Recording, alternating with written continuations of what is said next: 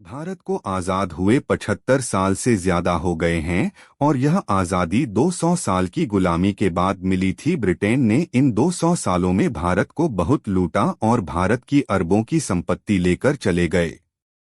लेकिन कभी आपने यह अंदाजा लगाया है कि इन 200 सालों में भारत की कितनी संपत्ति को लूट लिया गया? आज आपको इस सवाल का जवाब मिल जाएगा। आपने सुना होगा कि पहले भारत को सोने की चिड़िया कहा जाता था, लेकिन ब्रिटिश शासन के बाद भारत का काफी धन लूट लिया गया। वैसे तो इसका अंदाजा लगाना ही काफी मुश्किल है, लेकिन प्रसिद्ध अर्थशास्त्री उत्सा पटनायक ने वो संभावित रकम बताई जितनी भारत से लूटी गई है। औपनिवेशिक भारत और ब्रिटेन के बीच राजकोषीय संबंधों पर शोध करने वाली पटनायक ने निबंध लिखा है। उन्होंने इस बात का जिक्र किया है कि आखिर ब्रिटिश शासकों ने भारत से कितना धन लूटा है। ब्रिटिश शासकों की ओर से लूटे गए खजाने की वजह से अर्थव्यवस्था पर काफी असर पड़ा है। 200 साल तक देश में अत्याचार करने वाले अंग्रेज वापस लौट तो गए, लेकिन इतने समय में उन्होंने हमारा काफी धन लूट लिया।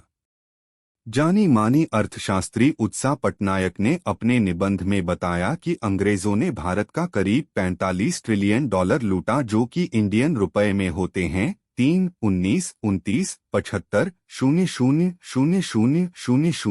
00000000.50 रुपए लूटा। यकीनन मानिए ये रकम आपकी सोच से बहुत दूर है। 200 साल में भारत का कितना धन ले गए अंग्रेज हैरान कर देगा। जवाब बता दें कि उत्सा पटनायक के इस निबंध को कोलंबिया यूनिवर्सिटी प्रेस ने प्रकाशित किया है। उत्सा ने बताया कि साल 1900 से 1902 के बीच भारत की प्रति व्यक्ति आय 196.1 रुपए थी, जबकि साल 1945 से 1946 में ये 201.9 रुपए पहुंच गई। उन्होंने बताया कि अंग्रेजों ने साल 1765 से 1938 तक कुल 45 ट्रिलियन डॉलर का खजाना लूटा था। 200 साल में भारत का कितना धन ले गए अंग्रेज? उत्सा ने अपने निबंध में बताया कि अंग्रेजों ने भारत को लूटकर बर्बाद कर दिया और अपनी शानो शौकत के लिए कभी भी भारत का नाम तक नहीं लिया। ऑस्ट्रेलिया के 2 रिसर्च स्कॉलर डायलन सुलिवन और जैसन हिकेल ने अपने रिसर्च में ब्रिटिश उपनिवेशवाद के काले चेहरे को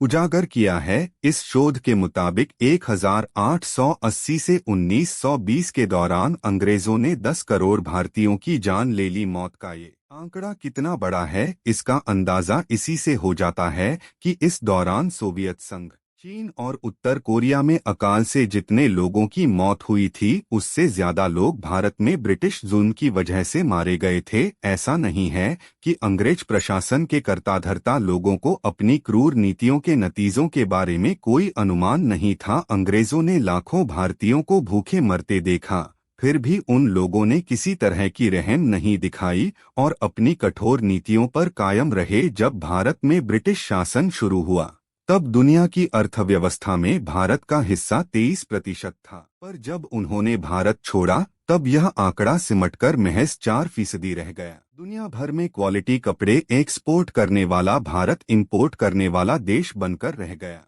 जिस उद्योग में भारत विश्व का 27% योगदान करता था, वो घटकर 2% से नीचे पहुंच गया।